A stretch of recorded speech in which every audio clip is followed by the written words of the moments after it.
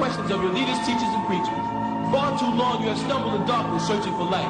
We have a man in our midst who can bring forth true fact beyond doubt, that can open the eyes and ears of those lost in darkness. As Saeed El-Imam Isa Al-Hadi Al-Mahdi is that man, and the author of over 150 books of a religious and scientific nature. As Saeed El-Imam Isa Al-Hadi Al-Mahdi has brought forth this information straight from the scriptures, so it cannot be denied. So we invite you to listen, to learn from the true light featuring as Saeed El-Imam Isa Al-Hadi Al-Mahdi.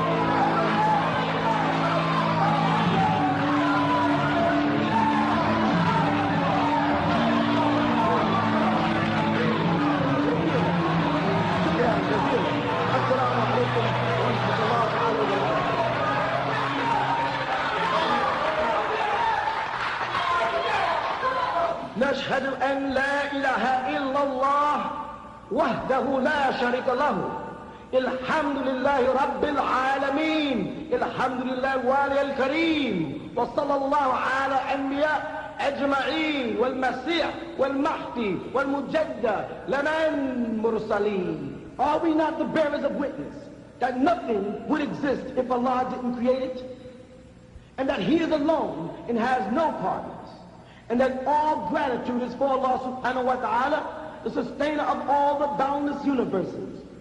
All gratitude is for Allah subhanahu wa ta'ala, the generous eternal friend, and send salutations of Allah on all of His prophets and His apostles, and on the Messiah, the anointed one, and on the Mahdi, the guide, and on the Mujaddid, the reformer, which was all sent from Allah subhanahu wa ta'ala.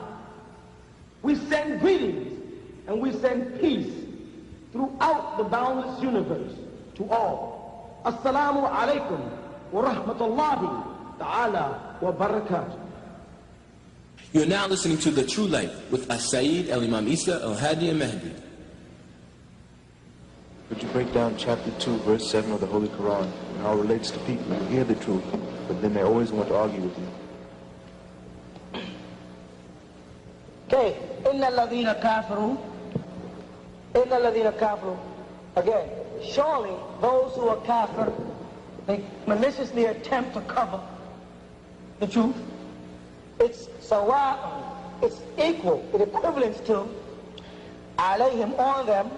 It says andartahum. The word nazar means to warn somebody.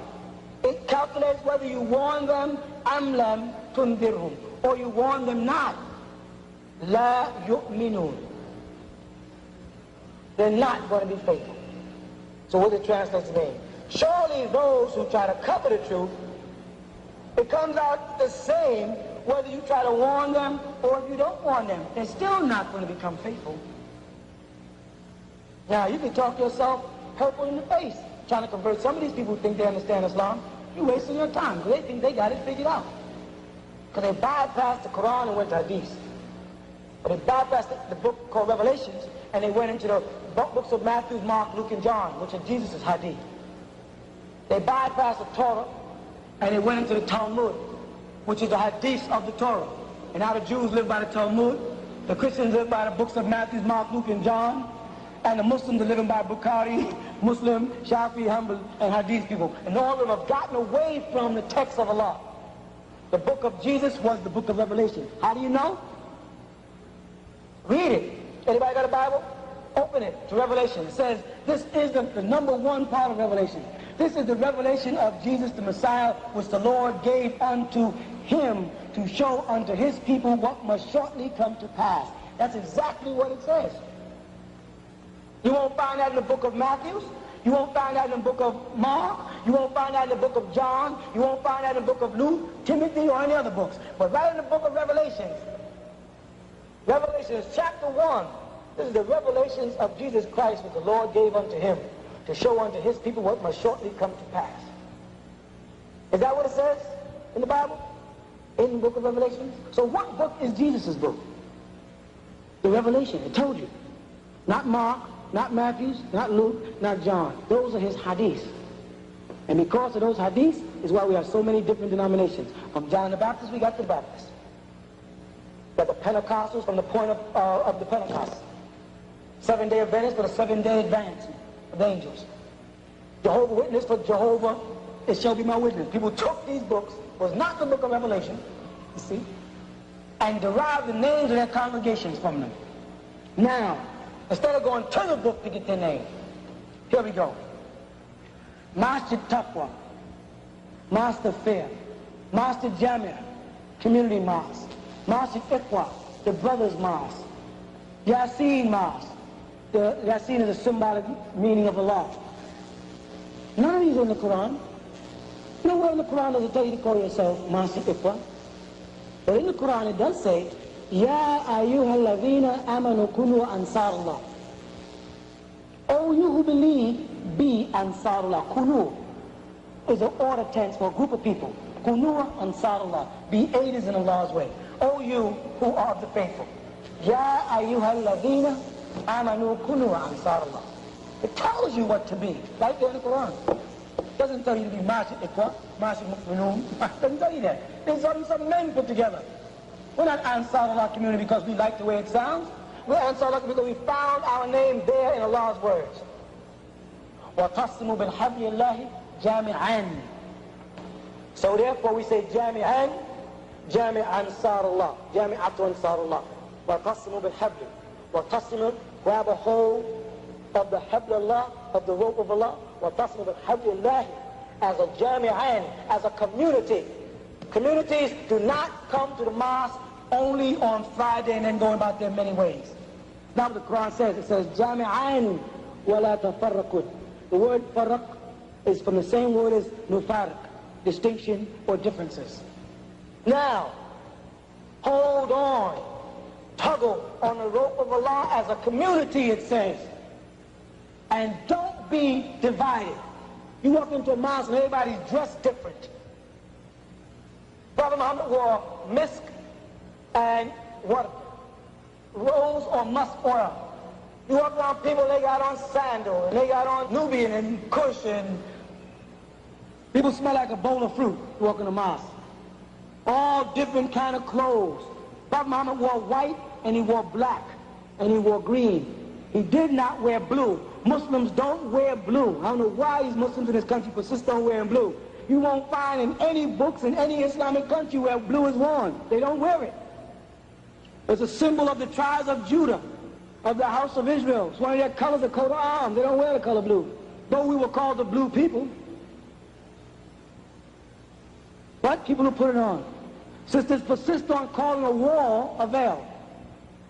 Hijab is a wall, not a veil. Hijab is a wall that they live behind, the Arab women.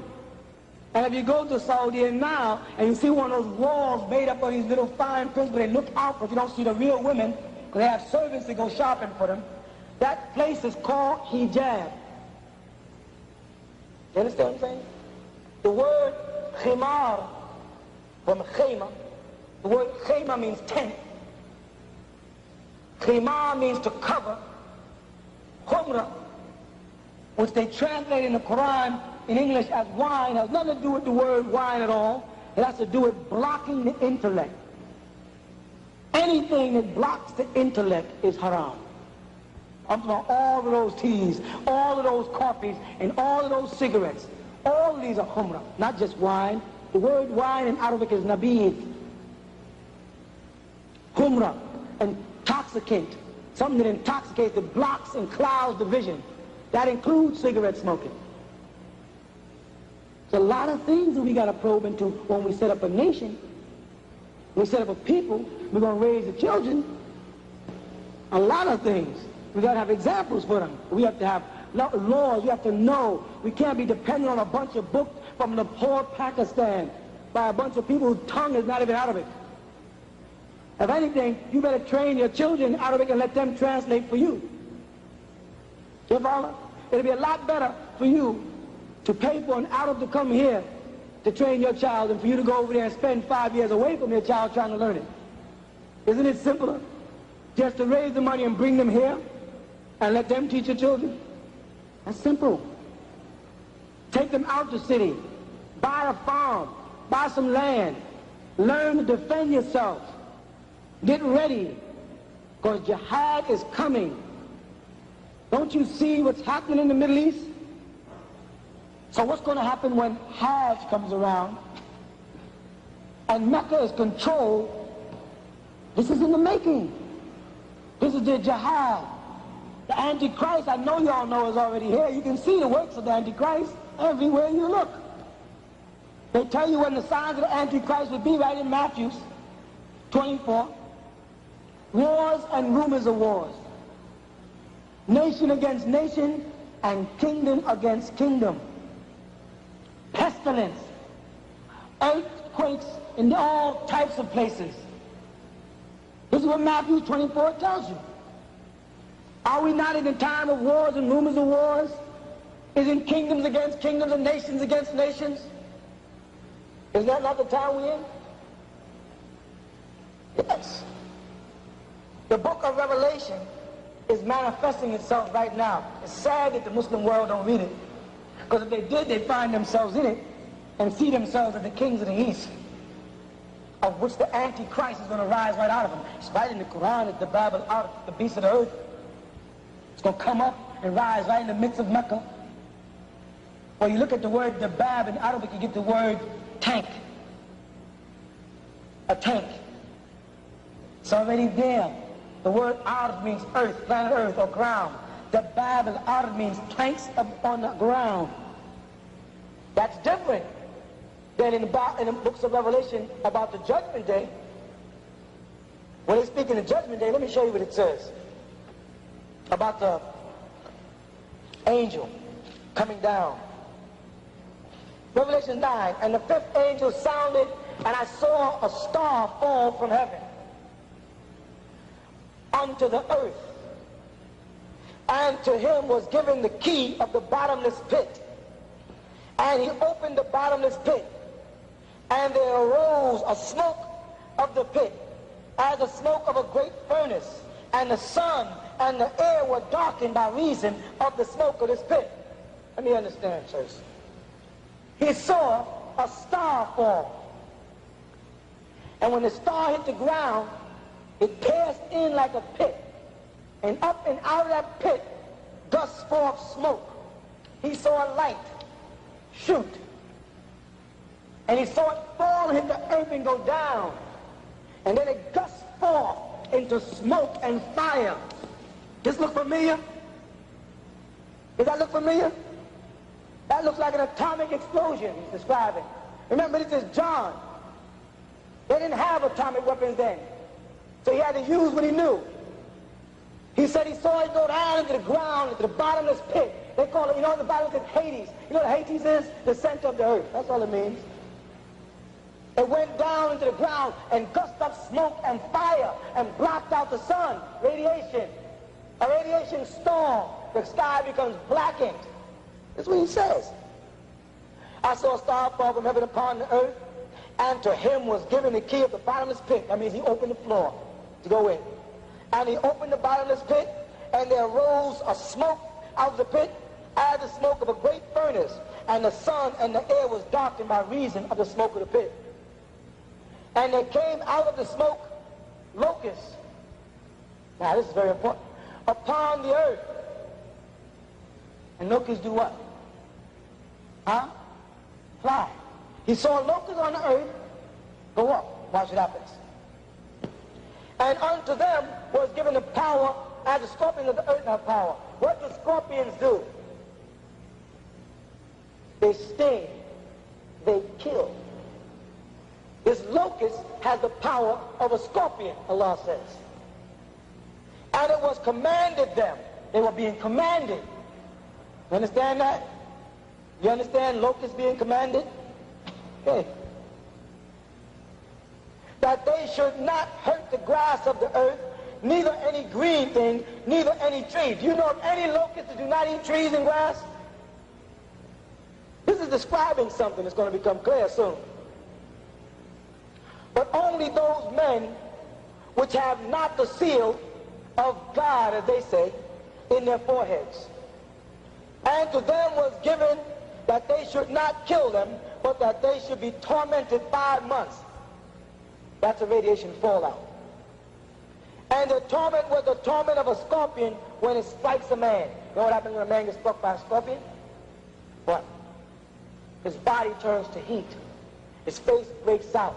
He begins to dehydrate. His eyes can even bulge out of his head. You know what that is? The same thing that happens when radiation falls out. The body feels like it's on fire. The body begins to turn inside out. But they're going to tell you that these are not locusts pretty soon. And in those days shall man seek death and shall not find it. Why is man going to seek death then? Because after radiation falls out, the condition of the world and the condition of people who are disfigured from it, people are going to want to die and they're not going to be able to. People are going to seek death and can't find it. This is the same thing we Muslims know as zilzal in the Quran, the earthquake. Same time, the shaking. Watch. And the shapes of the locusts, now here they go. And the shapes of the locusts were like unto horses prepared for battle. A formation. You understand? And on their heads were as it were crowns of gold. He saw the sun reflecting off of something. A plane. And their faces were the faces of men. You saw the tiger fighters that they used to bomb? The planes where they draw faces, the mouths of lions on them. They have those again.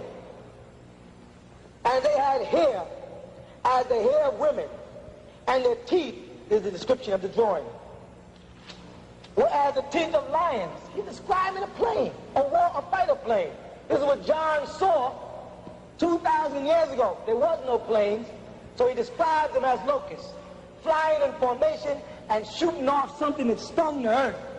But this happened after a great one fell and made an atomic explosion, which means there's going to be a first bomb, which is not a regular bomb, it's a nutrient bomb. Why? How do you know? Because it says it won't be hurt nothing but men. It won't destroy the plants or anything but men. Neutron. Before the neutron bomb was even thought of, this man saw this vision. All right? They had breastplates, as were the breastplates of iron. Have you ever seen a locust with an iron plate? What did John see? John saw planes flying in formation. He saw a plane shoot a star upon the earth in a great explosion. And then he saw it moving across the earth and take light into the sky in formation by command of someone. And stinging the earth and stinging men. But the bombs they dropped did not destroy any of the plant life, only human beings who did not have the mark of the Almighty. You find it as a mark of the beast in the Bible also. But the mark of the Almighty is called Bism in Arabic. The mark that a Muslim gets from prostration, that don't mean go burn your head. It's not the mark by burning your head, it's the fact that you rise for prayer, your funeral salat. That's what it's talking about. Because Jesus said in Matthew chapter 5, verse 9, blessed are the peacemakers, for they shall be called the children of God.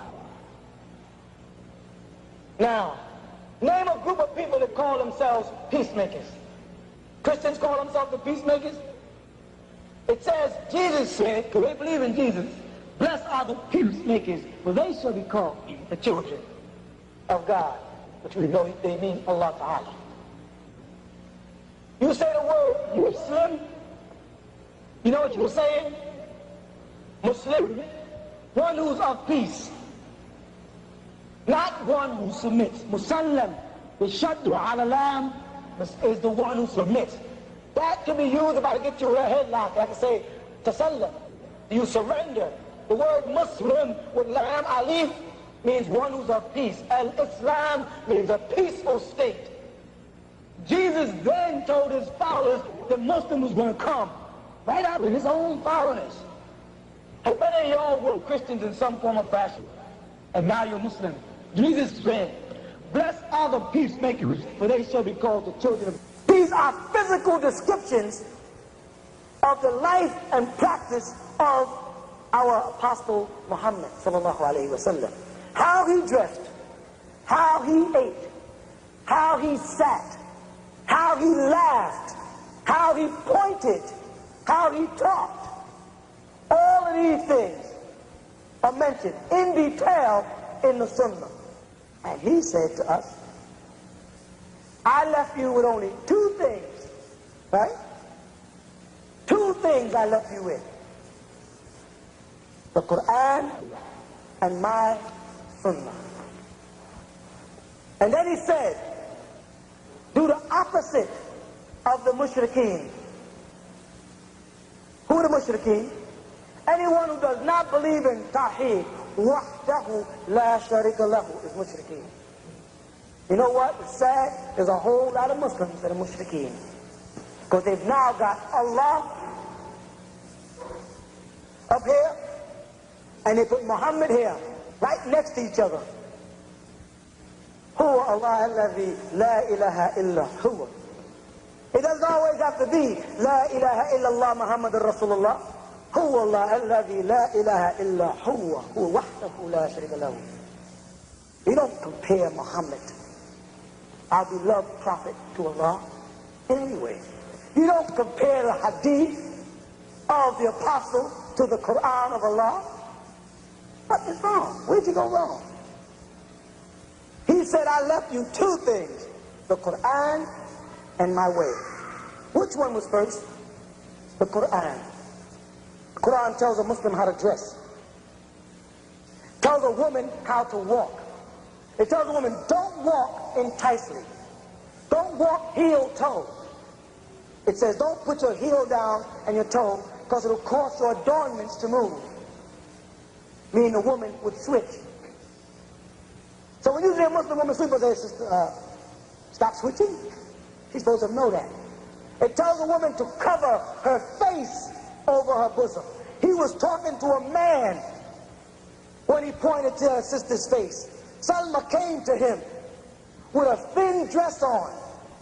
And Rasulullah said, take that off. That's the likeness of what should be a curtain in a mosque.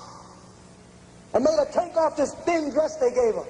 And when she came back, the man said to her, well, I said to Rasulullah, how should a woman dress? And he said, only that, that, and that. You don't find in the hadith any place where it says her face should be revealed. He pointed there, there, there.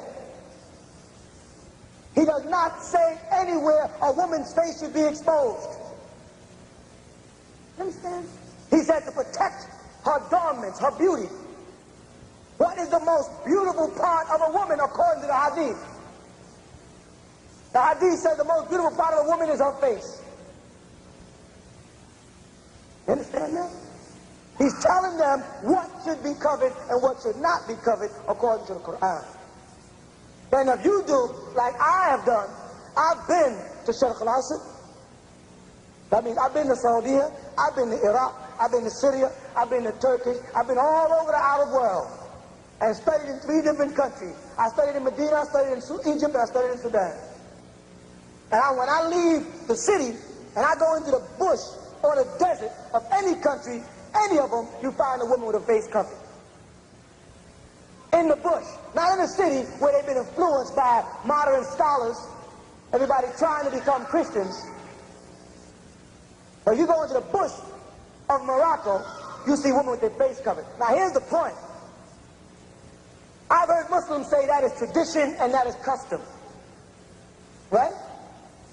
But here you are in Saudi here, and a woman got a veil on. And way over there in Morocco, and a woman got a veil on. And way over there in Algeria, and a woman got a veil on the Sahara. Understand? And the men dress differently. If it was a custom of the country, wouldn't the men and the women be dressed the same? When you go to Sudan, you see the men wear a certain type of jalabiya and we wear a very sloppy imma, as you would call it. All sloppy. The women wear thobe, wrapped around. You go to Morocco, the woman wears a jalaba, has a split up side here, has a little hood on the back. The men wear a thing called a jubba, which is a jalabiya, which is very similar to this one here, with a silham, which is like a cape with a hood they put on it. All these men have come out with these fine little minute differences in their dress. But all the women wear the veil. Now let's look at it. Is the native language of Pakistan Arabic? No. Is the native language of Saudi Arabia Arabic? Yes. Is the native language of Morocco Arabic? Yes. Is the native language of Algeria Arabic? Yes. Is the native language of Libya Arabic? Yes. Why is it that Pakistanis can tell you all in their hard Pakistan books that you don't have to wear a face veil? And you can look into the Arab magazines and see women with face veils in Arabic-speaking countries. Where did they get the idea? Tell me, anybody. Where did the veil? Don't tell me the Turkish, because the Turkish didn't have nothing 200 years ago. Where did they get the idea to cover their face from? Tell me where the idea came from. And how it ended up on 4 different continents. They must have got it from something that they all have in common. And what is that? The Quran. Because the Moroccans in Maghribi, they have their own customs and traditions. You understand that? The women, the marriage, the divorce, everything is different. No, none of them follow the Sunnah of Rasulullah. They have their own customs and traditions, everything. But then when it comes to dress, all these women found their way to the veil until modernization and modern scholars even, modern Islamic scholars pop up on the scene. Don't let nobody tell you that that's because Islam is in your heart. Islam is not in your heart, Islam is in your ruh, in your soul. Islam is in your nafs. Islam is in your spirit, in your essence, not merely in your heart. You have 3 words for love in Arabic. This is what happens, why it's so important. You have hib, wood, and ishq. 3 different words for love. When you express compassion, it's wood, from the word Dawood or El-Wadud. When you like something or like the way it was done or like how it's done, it's hib. When it's a total control over the whole being, it's ishq. Which one of these 3 do you have in your heart? You understand what I'm trying to say? They're lying to us. Islam is not just in your heart. You have to practice Islam. The Prophet Muhammad said in his hadith that you're going to know the people of Dajjal because they're going to have the sign of a kafir on their forehead.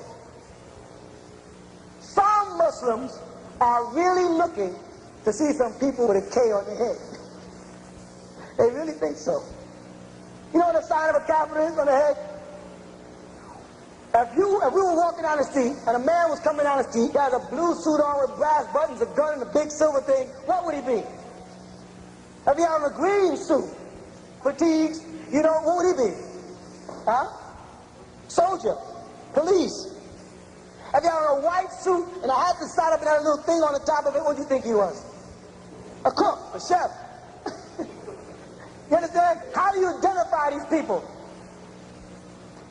Huh? By what they have on. If Rasulullah Muhammad sallallahu alayhi wa sallam was to be walking down the street, how do you think he'd be dressed? Like the brother in the jalabiyah or the brother in the suit and tie? If Rasulullah was seen on the street, do you think he would have a clean-shaven face, or do you think he'd have more than likely have a beard like this man has here? Huh? Based on the hadith, the sunnah, which describes him, which one do you think he'll look like? Him? Will he look like him, or will he look like a person without a beard?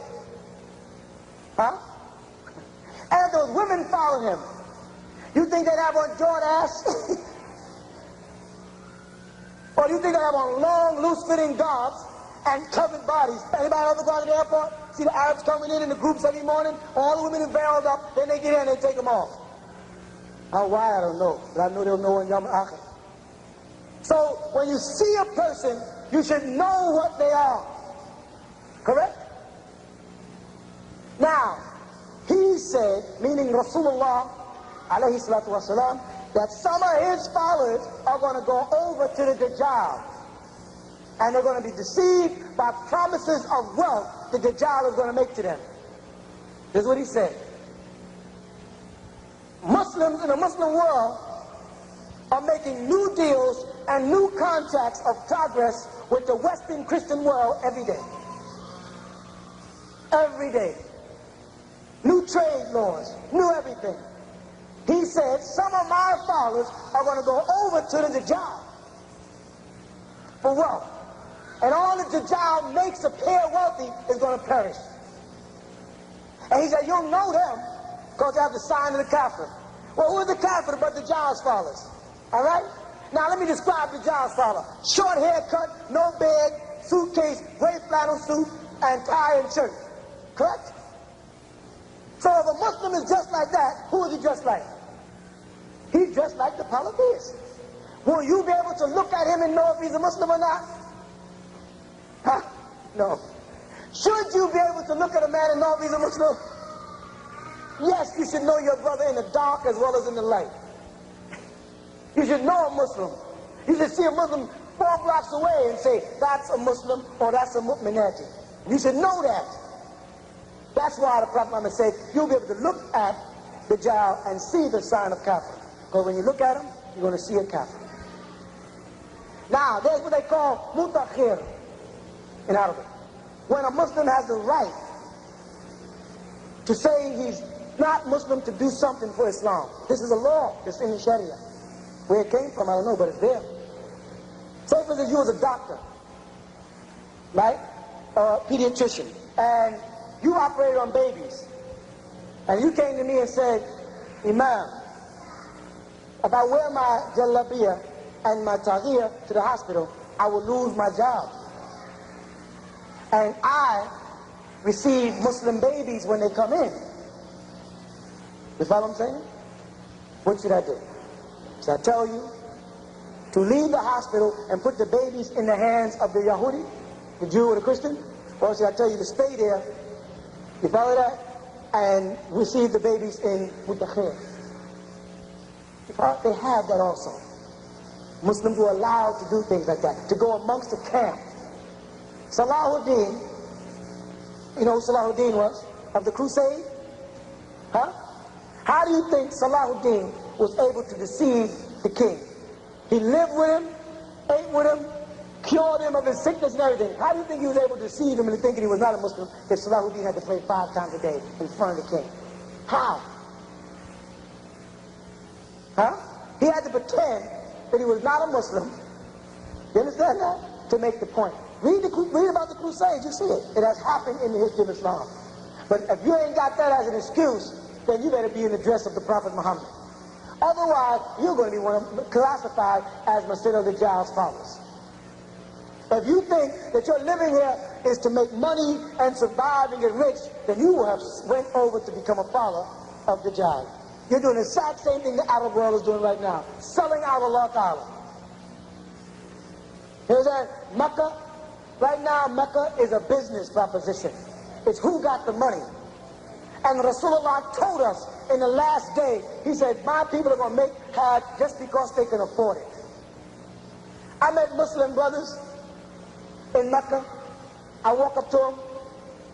I said, Salaam alaikum. I said, wa alaikum salam. I said, Anta min way. Min aina. Say, huh? Min fayn anta. Go to dialect. Huh? Where you from? American. You don't speak Arabic? No. How are you going to perform the rites? Or have a mutawa?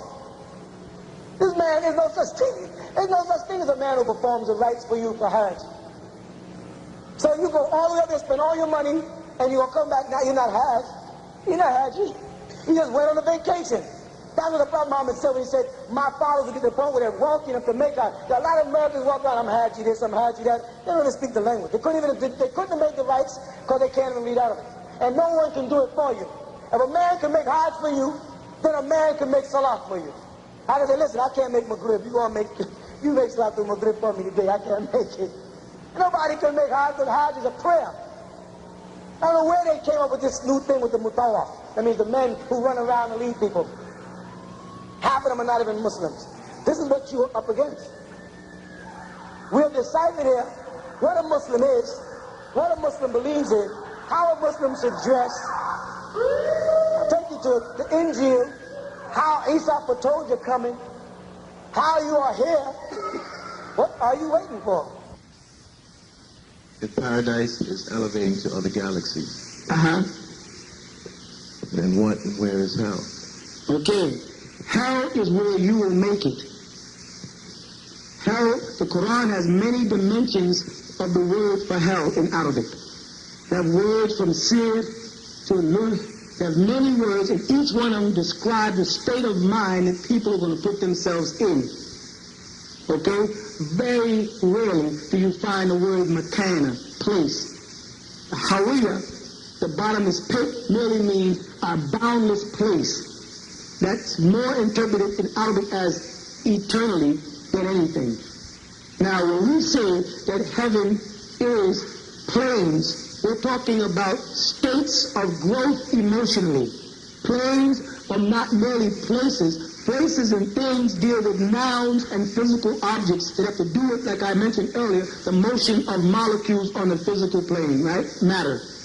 When you start speaking about the planes emotionally and man elevating to those planes, we're talking about his spiritual growth and the speed in which his etheric body transforms into a spiritual body and into a soul force. And at the rate it's moving, he'll begin to vibrate on different levels. The same way, the room you're sitting in, the light could become so bright into your octave nerves will cut off. That does not mean the light is not there. It means it got so bright that you can no longer take it. It will just block out your ability to see. Man has to elevate again back to their stage. And depending on his spiritual growth will determine what he as a spiritual being will create in his environment that Allah Ta'ala refers to as Jannah in the Quran. The garden. He doesn't call it a place, he calls it a garden, and describes things that people on a physical plane can identify with. Rivers flowing in green grass and couches for man, because to describe a spiritual state to physical people is next to impossible. So he has to give you likenesses on the physical plane that you can identify with. You follow that? Oh, right. And hell is an abode where people are going to judge themselves by their sins, not for their sins. And hell resides deep down in the essence of each individual. You give yourself hell when you do wrong and know it's wrong. How does it compare to the last day or the day of standing? Okay. You put that in relation to In the Quran, Allah Ta'ala, in the Holy Quran, Allah Ta'ala teaches us that there are three stages of the end. The first being Yawm al-Din. Yawm al-Din, the day of Dunin, the day when people will be questioned about things, judgment. The next one Allah Ta'ala uses is Yawm al-Qiyamah. Yawm al-Qiyamah. The word Qiyamah comes from the Arabic word Qum, to stand up or to rise up. Not Ba'atha, to resurrect, but Qum, to just stand up physically. Okay, to erect yourself. And the last one is called Yawm al-Akhir. Yawm al-Akhir. The word Akhir means the final or the end. Man must pass through these three stages before he has totally become godlike again. Or, when we have it, one with Allah. That means, after his domain on the physical plane, the first thing is Yawm al-Din. Or Yawm al-Qiyamah, I should say. The day when he will come back as a sun-dried body, or a spiritual body, the Quran says, and stand to be judged.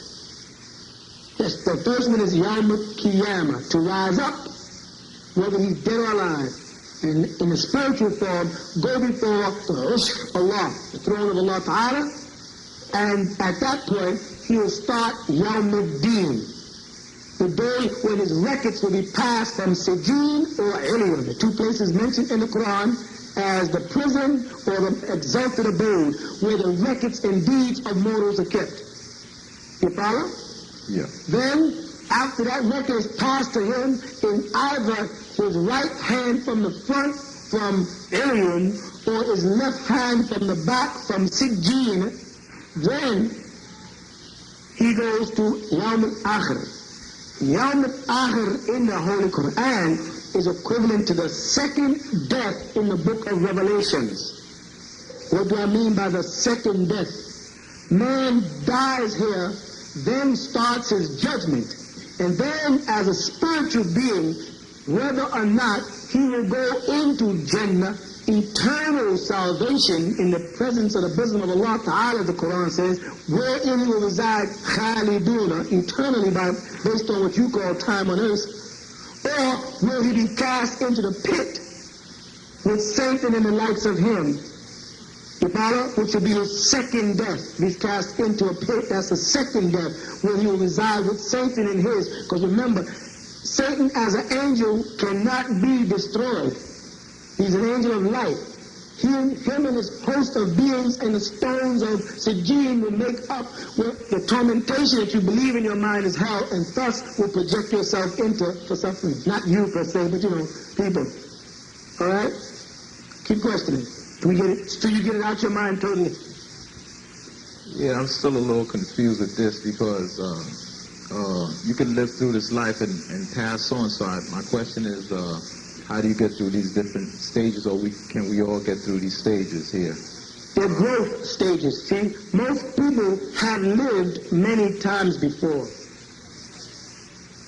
Right? The scriptures confirm that Enosh was Yahya, that John the Baptist was the return of Elijah, and that Moses and Elijah appeared to Isa on the mount in front of him. You follow that? These spiritual beings. The scriptures from the Quran, straight back to the Injil, to the Torah, confirms the presence of angels in the form of men that incarnate to human beings. Like when the angel Jibreel, salam alaikum wa rahmatullah, appeared before Rasulullah Muhammad in the cave in Laylatul Qadr to give him the revelations of Al-Quran al-Kareem, right?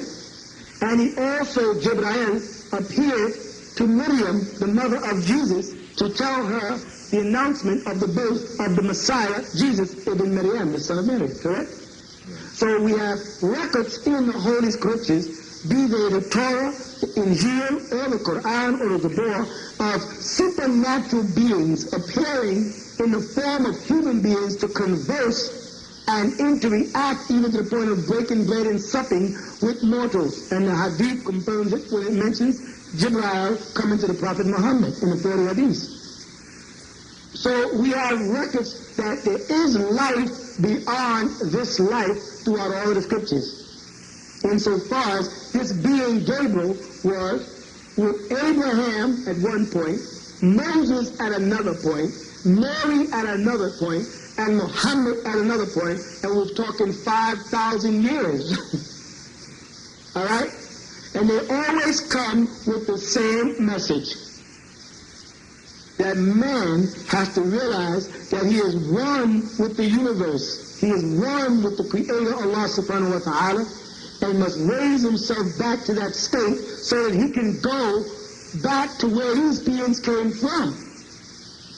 These beings, angels as they call them, are coming from some abode to deal with mortals. And they're saying that you mortals want to get back to that abode. So the answer to your question is, there are levels of aspiration that men have to go through when they can make a transition from a mortal being to an immortal being.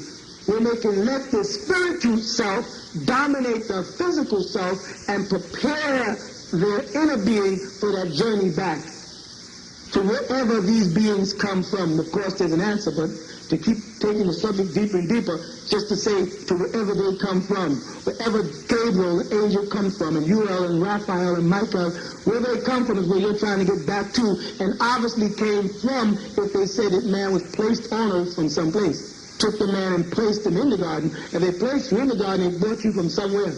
And that place is where you're trying to get back to. Yes, it is possible, but it calls for application, discipline, and obedience. Some of the things that the devil taught human beings not to do.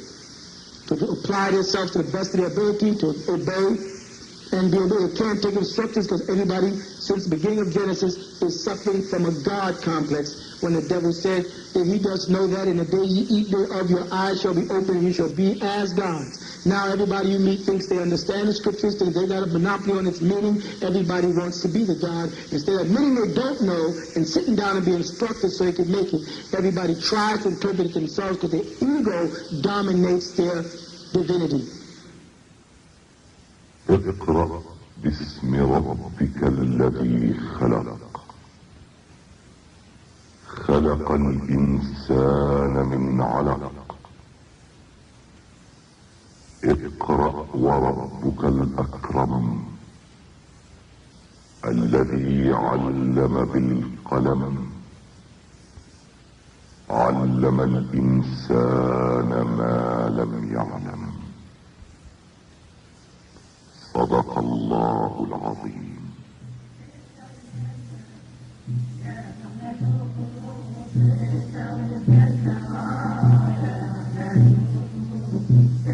Those are verses 1 through 5 of Salatul Alaq from the Holy Quran chapter, Separation of Cells.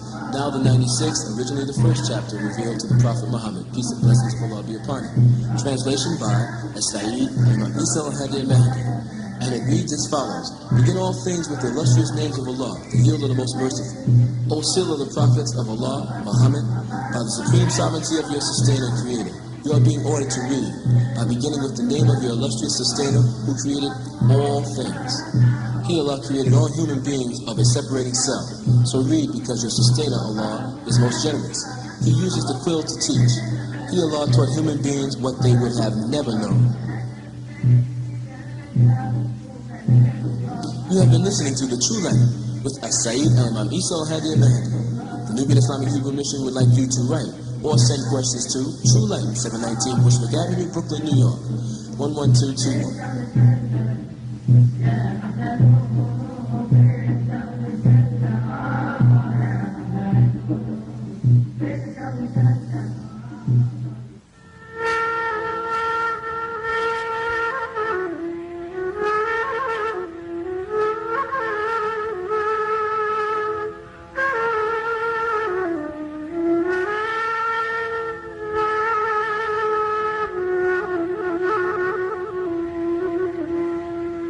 ربنا أكمل لنا نورنا وأكفر لنا إنك على كل شيء قدير.